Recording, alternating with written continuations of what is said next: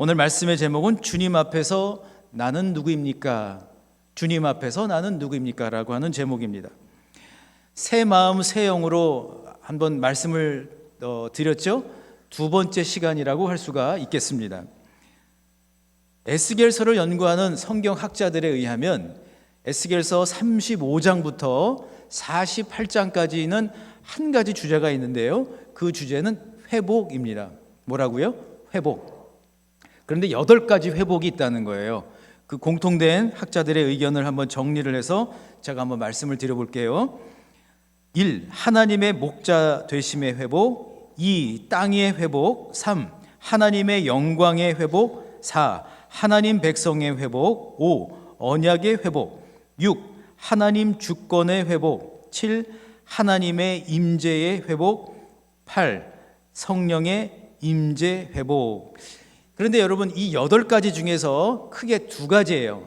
첫 번째는 하나님의 거룩하심이 회복이 되는 것이고, 두 번째는 하나님의 거룩한 백성이 그 마음이, 영이, 삶이 회복되는 거예요. 할렐루야. 그러니까 여러분, 지난 시간에 우리가 함께 살펴봤던 것처럼 하나님께서 새 영, 뉴 스피릿을 주셔서 우리 가운데에 새 마음을 허락하여 주시고 새 영으로 살 수 있도록 정결케 하신다고 약속을 하셨지요. 그렇다면 하나님께서 약속하신 그 회복의 그 언약이 어떻게 하면 저와 여러분의 삶 가운데서 온전히 이루어질 수 있을까요? 아니, 궁극적으로 하나님의 언약이 이루어지려면 우리는 어떻게 살아야 할까요? 2가지로 함께 말씀의 은혜를 나누기를 원합니다. 오늘도 말씀의 주인공 되시기를 주님의 이름으로 축복합니다. 첫 번째로, 말씀이신 주님 앞에 설 때 비로소 진정한 나를 알게 됩니다. 저를 한번 따라해 주실까요? 말씀이신 주님 앞에 설 때 비로소 나를 알게 됩니다. 아멘. 27절 전반부에서 이렇게 말씀을 하고 있죠. 또 내 영을 너희 속에 두어. 그러니까 하나님의 영이 내 안에 거하신다는 것이죠. 그런데 하나님의 말씀이 내 안에 뿌리를 내리고 자라는 것이 바로 내 영을 너희 속에 두어라고 하는 말의 의미인 것입니다.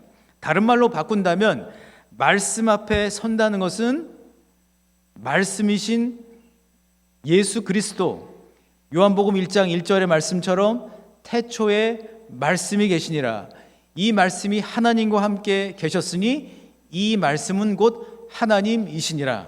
아멘. 그러니까 말씀, 로고스이신 예수님께서 우리 가운데 함께 하셨어요. 우리 가운데 육신으로 이 땅에 찾아오셨어요.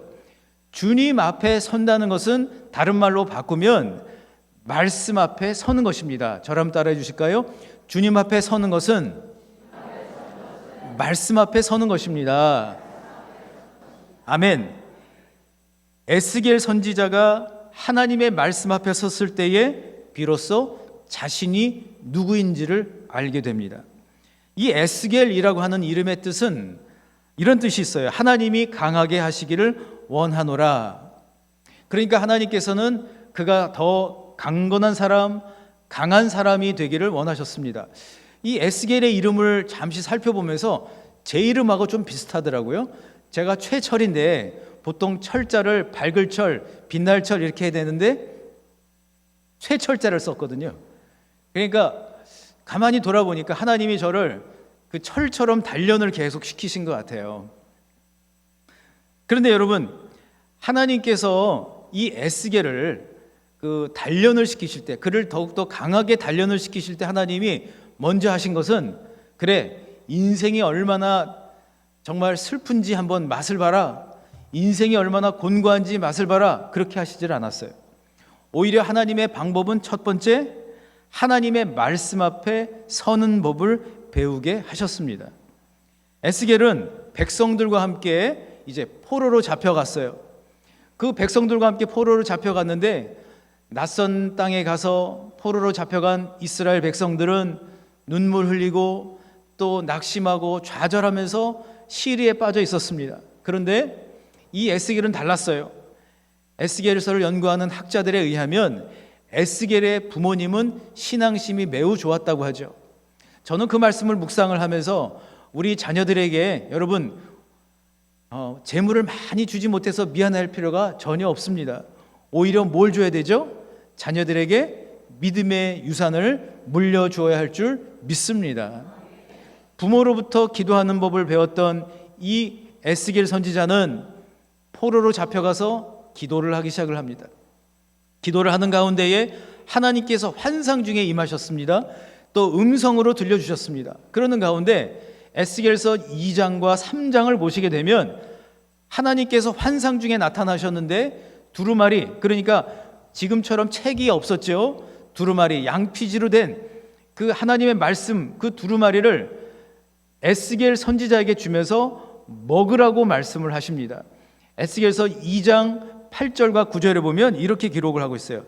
8절에 내 입을 벌리고 내가 내게 주는 것을 먹으라 하시기로, 그리고 9절에 내가 보니 한 손이 나를 향하여 펴지고 보라 그 안에 두루마리 책이 있더라.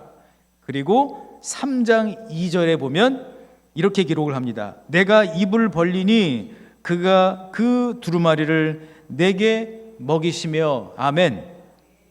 두루마리에 담긴 하나님의 말씀, 그 말씀을 먹으니까 달기도 합니다. 그리고 그 말씀 안에서 변화가 되기 시작하니까 쓰기도 합니다.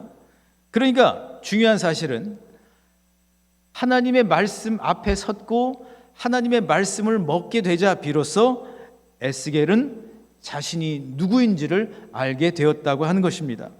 그런데 여러분, 이것은 에스겔만 그런 것이 아닙니다. 하나님께서 사용하시는 사람, 아니 하나님 앞에서 또는 예수 그리스도 앞에서 내가 누구인지를 발견한 모든 사람들이 다 그랬다는 것이죠. 모세는 어땠죠? 모세는 40년 왕자 생활을 하고 그리고 도망쳐서 40년 미디안 광야에서 그가 목동으로 있었어요. 이러다 내 인생이 목동하다 끝나는 거 아닌가 그렇게 생각을 했죠. 그런데 불꽃 가운데 그 떨기나무 가운데 함께 하신 그 사라지지 않는 영원한 불꽃이신 하나님의 임재 가운데 그가 있었을 때에 비로소 그는 자신이 누구이고 뭘 해야 하는지를 알게 되지 않습니까? 다니엘도 그랬죠. 다니엘이 이제 하나님을 예배할 수 없는 상황 가운데 있었을 때 그럼에도 불구하고 그는 전에 하던 대로 기도의 자리로 들어갑니다. 하나님의 말씀 앞에 그가 대면하였을 때에 비로소 그는 사자굴에 들어가서도 담대할 수 있는 용기를 얻은 거예요. 할렐루야. 결국 여러분, 우리가 해야 할 건 어떤 거예요? 말씀이신 주님 앞에 서서 말씀을 먹어야 비로소 내가 누구인지를 알게 된다는 사실입니다. 유진 피터슨 목사님은 이 책을 먹으라 라고 하는 책에서 이런 얘기를 합니다. 하나님의 말씀은 읽는 것이 아니라 먹는 것입니다. 저랑 따라 하실까요? 하나님의 말씀은 읽는 것이 아니라 먹는 것입니다. 아멘. 마찬가지로 하나님 앞에 서는 이유가 있어요. 하나님의 기준에서 나를 보기 위함입니다. 어떤 분이 저에게 이렇게 호소를 하시는 거예요. 목사님, 저는 마음이 시도 때도 없이 바뀝니다. 어떨 때는 마음이 슬프기도 하고 또 어떨 때는 마음이 기쁘기도 했다가 어떨 때는 마음이 우울해지기도 하고 공허함을 느낄 때가 참 있습니다. 그 집사님이 그렇게 간곡하게 속 얘기를 하시길래 제가 그랬어요. 집사님은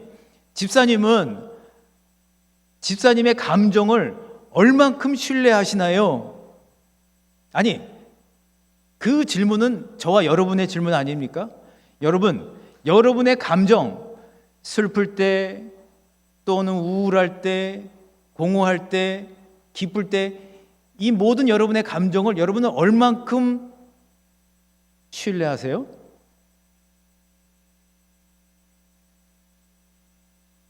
저를 한번 따라 하실까요?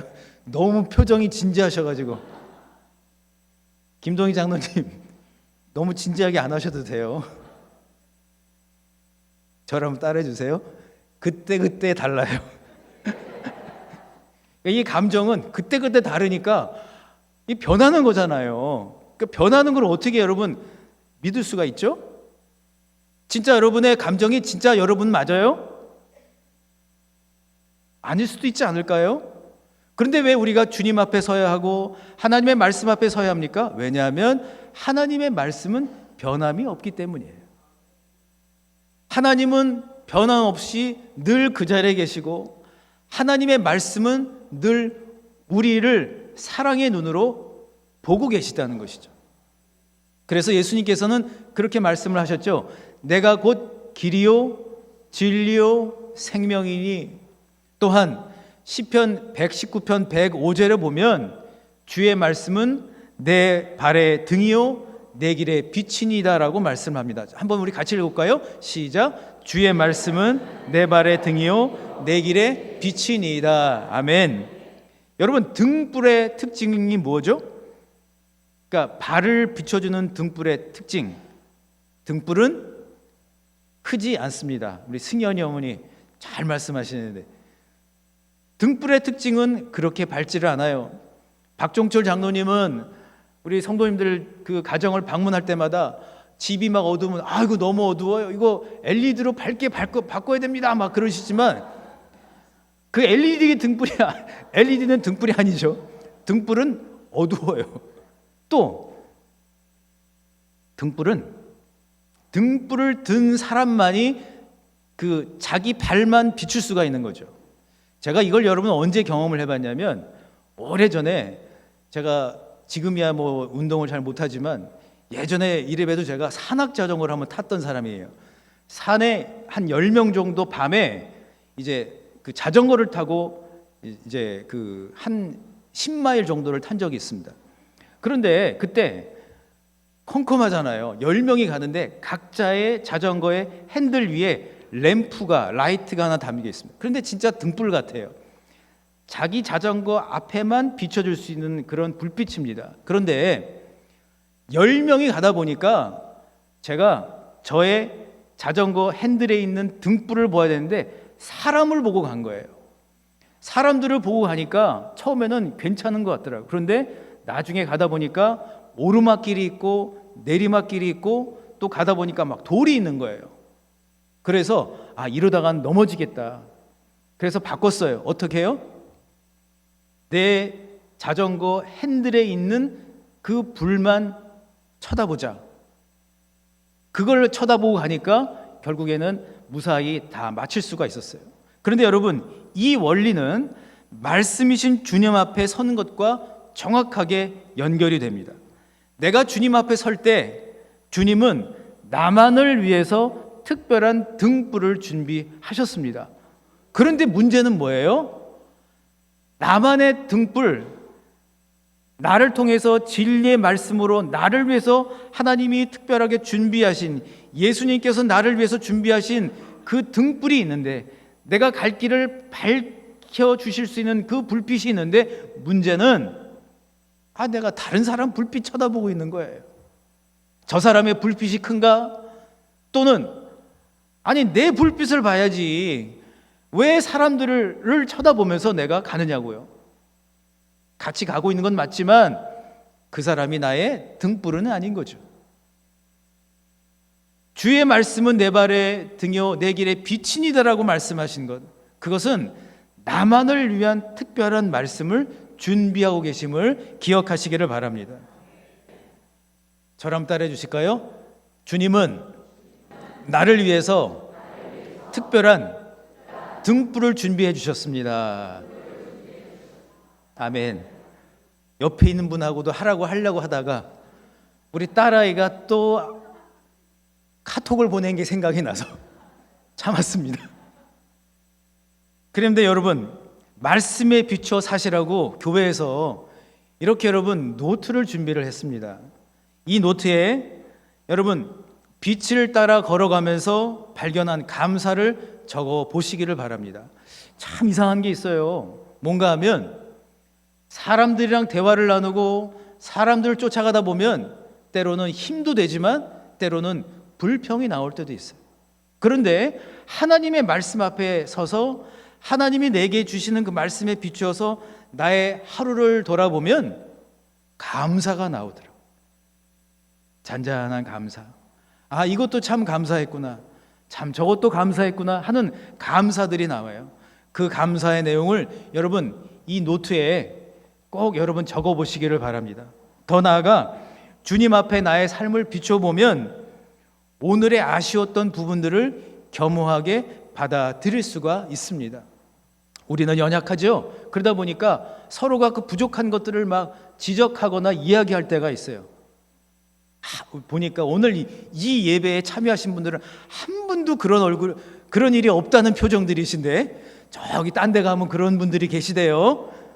부족하니까 말을 좀 잘하라고, 왜 그렇게 하냐고 그래요. 그런데 우리 하나님, 우리 말씀이신 예수님께서는 인격적으로 저와 여러분을 인도하여 주실 줄 믿습니다. 주님은 나에게 격려하시면서 갈 수 있는 그 길, 그래서 주님 앞에 서는 기쁨이 올 한 해 풍성한 복된 성도 되실 수 있기를 주님의 이름으로 축복합니다. 그런가 하면 두 번째로, 말씀이 우리 안에 거할 때 비로소 나의 소명이 시작이 됩니다. 본문 28절의 말씀 우리 한번 같이 읽어볼까요? 시작. 내가 너희 조상들에게 준 땅에서 너희가 거주하면서 내 백성이 되고 나는 너희 하나님이 되리라. 아멘. 아멘. 사실 하나님은 이전에 에스겔에게 두루마리를 먹으라고 한 후에 그가 해야 할 일, 그의 소명을 말씀을 하셨습니다. 그가 할 일은 이제 하나님의 백성들에게 하나님의 마음, 하나님의 계획, 하나님의 뜻을 알려주는 거였어요. 그런데 중요한 것은 그 소명은 에스겔의 어떤 경험, 에스겔의 어떤 능력이 아니라 전적인 하나님의 권능이었음을 이야기를 해요. 특별히 에스겔 3장 12절과 14절을 보시게 되면 이렇게 기록을 합니다. 12절입니다. 때에 주의 영이 나를 들어 올리시는데 내가 내 뒤에서 크게 울리는 소리를 들으니 찬송할지어다. 여호와의 영광이 그의 처소로부터 나오는도다 하니. 그리고 14절에 주의 영이 나를 들어 올려 데리고 가시는데 내가 근심하고 분한 마음으로 가니 여호와의 권능이 힘있게 나를 감동시키더라. 아멘. 여러분 잘 보십시오. 지금 12절과 14절을 읽었습니다. 에스겔은 환상을 보았습니다. 특별한 하나님의 음성을 들었습니다. 그런데 여러분 그와 같은 체험을 했음에도 불구하고 그의 마음 한구석에는 여전히 강팍함이 남아 있습니다. 여전히 연약함이 있습니다. 자신의 감정이 남아 있었어요. 그래서 근심하고 분한 마음이 있었습니다. 이유가 있었겠지요. 그런데 그럼에도 불구하고 어떻게 하시죠? 하나님은 부족하고 연약한 에스겔을 사용을 하신 거예요. 어떻게? 하나님의 권능으로 감동시키고 사용하셨어요. 할렐루야. 제가 짧지만 지난 저의 목회 여정을 한번 살펴보니까 정말 부족하고 연약한 저를 하나님이 사용하신 것밖에는 없더라고요. 특별히 오늘 이 자리에 참석하신 분 중에 우리 김동인 원로 장로님이 제주에서 오셨는데 제가 정말 감사한 것은 제가 잘 못하고 연약함에도 불구하고 저한테 한 번도 노라고 하신 적이 없었어요. 장로님 이거 해야 되는데 네 알겠습니다. 장로님 이거 어떻게 생각하세요? 아 좋아요. 노를 하신 적이 없는 분이에요. 뭐 사회적으로 봐도 의사 선생님이시고 또 정말 여러 가지로 많은 명예도 있으신 분인데 젊은 저를, 부족한 저를 도와서 정말 이렇게 하나님의 권능에 의지해서 교회를 잘, 그 사역을 잘 감당할 수 있도록 도와주셨어요. 돌아보니까요, 결국 하나님께서 소명자를 이끌어 가시더라고요. 할렐루야. 내 힘으로 한 게 아니에요. 제가 우스갯소리로 저는 장로님을 잘 만났습니다. 그런데 장로님도 저를 잘 만나셨습니다. 제가 그랬어요. 그런데 여러분, 궁극적으로 가보면 누가 누구를 잘 만난 것이 아니라 소명은 하나님이 이끌어 가시더라고요. 모세는 어떻죠? 모세는 그 사라지지 않는 그 불꽃 속에서 임재하시는 하나님을 만났음에도 불구하고 애굽에 가서 백성들을 데려오라고 했을 때에 그는 어떻게 했죠? 하나님 아시잖아요. 제가 입이 뻣뻣해요. 제가 말주변이 없습니다. 그렇게 불평하는 그 모세를 하나님께서는 돕는 손길을 허락해 주셔서 그 일을 감당하게 하시지 않습니까? 아직은 온유라고 한 것과 거리가 먼 모세였지만 하나님은 그와 같은 모세를 소명의 자리로 이끌어 주십니다. 우리는 때때로 이 소명이라고 하는 말을 너무 버거워합니다. 무겁습니다. 그리고 이렇게 얘기를 하죠. 지쳐있는 내가 어떻게 하나님의 그 특별한 소명을 감당할 수 있겠느냐라고 반문할 때가 있습니다. 그런데 에스겔은 어떻게 소명의 사람으로 변모되었을까요? 말씀이 그의 안에 뿌리를 내렸기 때문입니다. 할렐루야. 오늘 본문인 에스겔 36장 27절의 말씀을 우리 한번 같이 읽어볼까요? 시작. 또 내 영을 너희 속에 두어 너희로 내 율례를 행하게 하리니 너희가 내 규례를 지켜 행할지라. 아멘. 여러분, 이 말씀을 자세히 보십시오. 내 영을 너희 속에 두어, 누가요? 하나님이 직접 하나님의 영을 에스겔과 하나님의 사람, 그 소명자에게 주신다는 얘기시죠. 내가 능동적으로 율례를 행하는 것이 아니에요. 내 안에 계신 하나님의 말씀이신 주님이 내 안에 계시기 때문에, 내 안에 뿌리를 내리셨기 때문에 나를 이끌고 가시는 거예요. 그러니까 내가 하나님의 말씀을 지켜 행할 수 있게 된 것은 전적으로 하나님이 함께 하시는 성령의 권능 덕분인 것입니다. 우리는 그래서 이렇게 고백을 해야 합니다. 내가 하는 것이 아니라 성령 하나님 덕분입니다. 저를 한번 따라해 주실까요? 내가 하는 것이 아니라 성령 하나님 덕분입니다. 아멘. 그리고 여러분, 여기서 율례와 규례라고 하는 것은 무엇일까요? 그것은 내가 오늘 해야 할 일입니다. 내가 내일 해야 할 하나님의 거룩한 일입니다. 섬김이로서 또 주방 봉사를 하고 또 꽃꽂이를 하고 교통 봉사를 하고 또는 교사로 찬양대로 섬기는 모든 일들이 주의 능력 안에서 하는 소명일 줄 믿습니다. 여러분, 특별한 소명자이십니다. 중요한 것은 이와 같은 소명을 해낼 때 비로소 하나님과 동행하는 삶의 기쁨이 더욱 커져야 한다는 것이죠. 그래서 내가 지금 소명자로 잘 살고 있는가 그렇지 않은가를 잘 알 수 있는 것은 하나님이 주시는 기쁨이 내 안에 얼마나 있는가 하는 것입니다. 하나님의 임재 연습이라고 하는 책이 있습니다. 중세 시대에 로렌스 형제라고 하는 분이 쓴 책인데요. 이 로렌스 형제는 중세 후기쯤에 이제 수도원에서 살고 있었어요. 그런데 이 로렌스 형제의 삶의 목표는 좀 특별했어요. 좀 특이해요.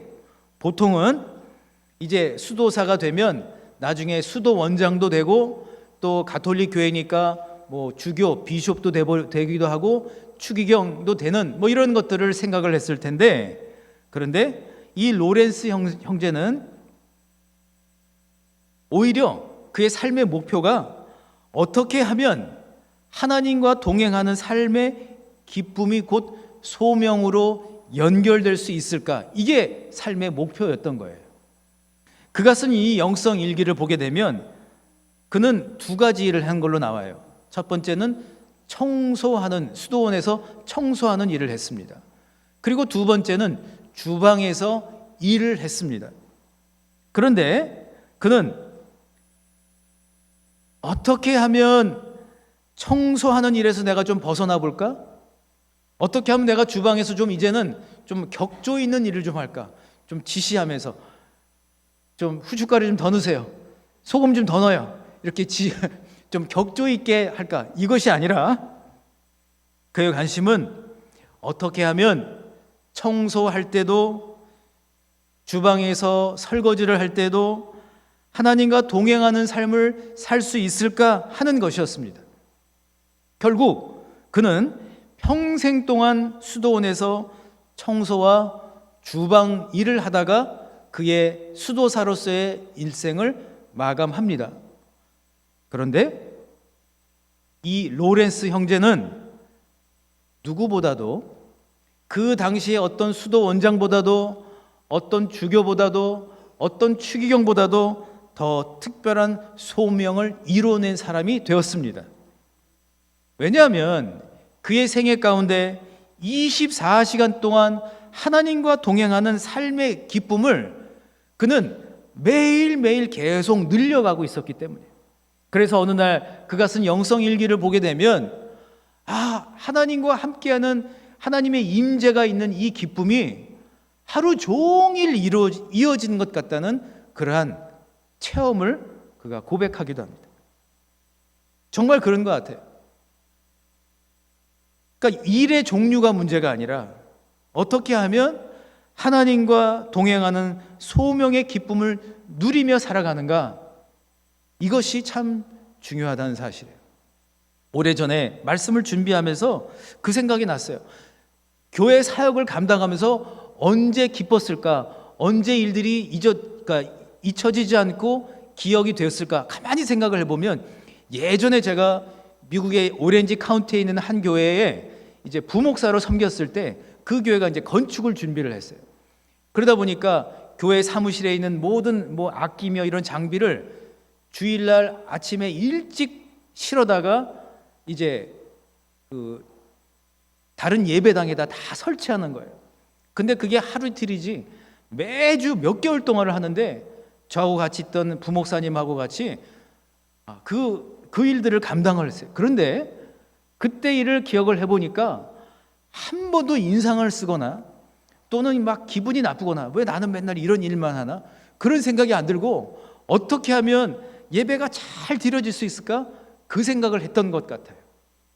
그리고 난 이후에 생각을 해보니 일의 종류가 문제가 아니구나. 오히려 내가 어떤 일을 하든지 간에 지금 하나님은 그 일을 통해서 내가 하나님의 기쁨, 예수 그리스도의 기쁨을 누리기를 원하고 계시는구나. 할렐루야. 그게 정답이더라고요. 그런 의미에서 본다면 여러분 한 분 한 분은 특별한 소명자일 줄 믿습니다. 이번에는 옆에 계신 분께 축복 한번 해야 될 것 같아요. 당신은 특별한 소명자이십니다 라고 서로 축복하시겠습니다. 당신은 특별한 소명자이십니다.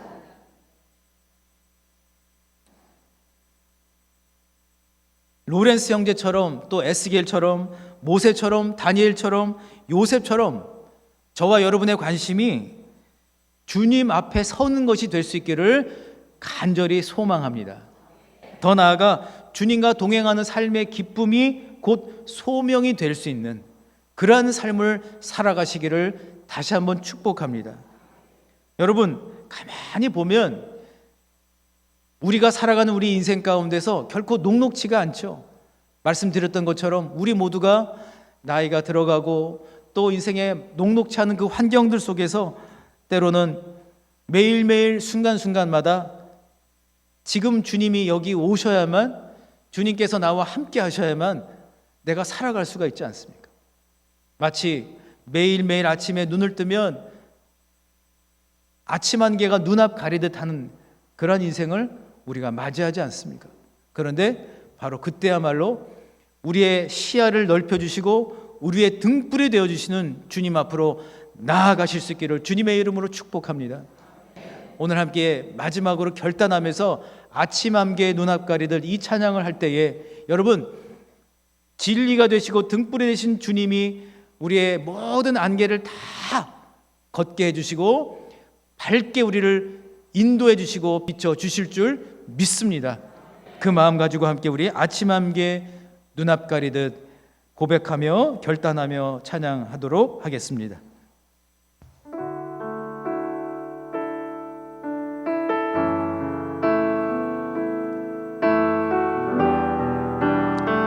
가슴에 손을 얹으시고 우리 함께 찬양합니다. 아침 안개 눈앞 가리듯 아침 안개 눈앞 가리듯 나의 약한 믿음 의심 쌓일 때 부드럽게 다가온 주의 음성 아무것도 염려하지 마라 빗줄기에 밤이 패이듯 나의 작은 소망 사라져갈 때 고요하게 들리는 주의 음성 내가 너를 사랑하노라 외로움과 방황 속에서 주님 앞에 나아갈 때에 위로하시는 주님 나를 도우사 상한 나의 마음 감싸주시네 십자가의 보혈로써 주의 크신 사랑 알게 하셨네 주님께 감사하리라 언제나 주님께 감사 우리 한 번 더 처음부터 고백합니다. 아침 안개 눈앞 가리듯 나의 약한 믿음 의심 쌓일 때 부드럽게 다가온 주의 음성 아무것도 염려하지 마라 빗줄기에 밤이 패이듯 나의 작은 소망 사라져갈 때 고요하게 들리는 주의 음성 내가 너를 사랑하노라 외로움과 방황 속에 주님 앞에 나아갈 때에 위로하시는 주님 나를 도우사 상한 나의 마음 감싸 우리 손 들고 고백하며 나갑니다. 십자가의 보혈로 나갑니다. 십자가의 보혈로써 주의 크신 사랑 알게 하셨네 주님께 감사하리라 언제나 주님께 감사하리라 주님께 감사하리라 언제나 주님께 한 번 더 고백합니다. 주님께 감사하며 나아갑니다. 주님께 감사하리라 언제나 주님께 여러분의 목소리로만 주님께 감사하며 나아갑니다.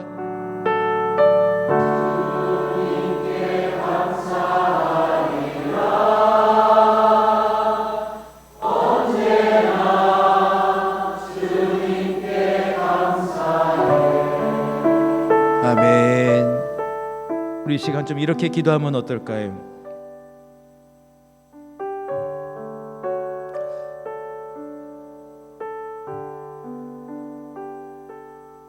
나의 감정에 충실하게 살라. 그 말이 맞는 것 같아서 감정에 나를 맡기고 살았던 날들이 많이 있었습니다. 그러나 우리에게 슬픔의 감정, 외로움의 감정, 고독의 감정 또는 기쁨의 감정을 주신 그 하나님, 그 하나님 앞에, 그 주님 앞에 내가 이 시간 섭니다. 나를 위해서 등불을 들고 계신 주님, 문 밖에 서서 내 마음의 문을 노크하시며 열심히 나를 찾고 계신 주님, 그런데 나는 정작 다른 곳을 기웃거리며 내 등불이 어디느냐고 그렇게 살아온 것 같습니다. 이제 주님이 준비하신 특별한 등불을 보려고 합니다. 그 등불 앞에 서려고 합니다. 주님의 말씀 안으로 들어가기를 원합니다. 나를 가장 잘 아시고 나를 가장 선한 곳으로 인도하시고 나를 위하여 특별한 계획과 뜻을 가지고 계신 주님을 보기를 원합니다. 그래서 내 힘으로가 아닌 하나님의 권능에 의지하여 나에게 맡겨주신 그 소명의 자리로 가서 주님과 함께 걷는 삶을 살고 싶습니다. 어떤 일이든 상관없습니다. 그 일을 하는 동안 주님과 동행하는 기쁨을 더욱 깊게 체험케 하여 주십시오. 그 일을 통하여 주님의 기쁨, 그 영원한 기쁨이 매일매일의 삶에 더욱더 풍성해지는 그러한 삶을 살게 하여 주시옵소서로 함께 이 시간 통성으로 기도하시겠습니다. 오 주님, 오 주님, 오 주님, 오 주님, 오 주여, 오 주여, 아버지 예수.